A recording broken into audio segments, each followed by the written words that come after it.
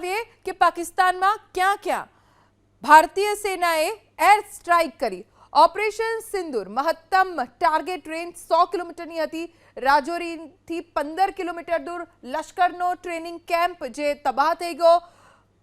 પૂંછથી 35 kilometre દૂર લશ્કર અને જૈશનો કેમ્પ આવેલો હતો જેને તબાહ કરવામાં આવ્યો।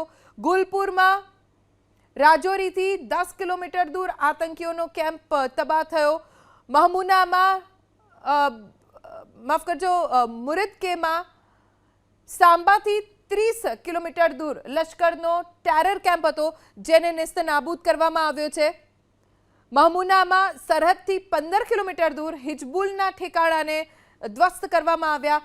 બહાવલપુરમાં સરહદથી 100 કિલોમીટર દૂર જૈશ એ મોહમ્મદનું હેડક્વાર્ટર જેને કાટમાળમાં તબદીલ કરી દીધું છે ભારતીય સેનાએ। વર્નાલાનું રાજૌરીથી 10 કિલોમીટર દૂર આતંકીઓનો કેમ્પ જેને પણ નેસ્તનાબૂદ કરી દીધો ભારતીય સેનાએ। તો આ ટાર્ગેટ નક્કી કરવામાં આવ્યા હતા। એનએસએ અજીત ડોભાલ જેના નેતૃત્વમાં ઓપરેશન સિંદૂર પાર પાડવામાં આવ્યું।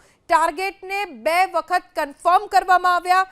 જ્યાં સુધી કન્ફર્મ ન થયા ત્યાં સુધી કોઈ સ્ટ્રાઇક ન થઈ, પણ જેવા આ ટાર્ગેટ કન્ફર્મ થયા, એકવાર નહીં 2 વખત આ ટાર્ગેટને શોધીને કન્ફર્મ કર્યા બાદ પ્રધાનમંત્રી નરેન્દ્ર મોદીને જાણકારી આપવામાં આવી।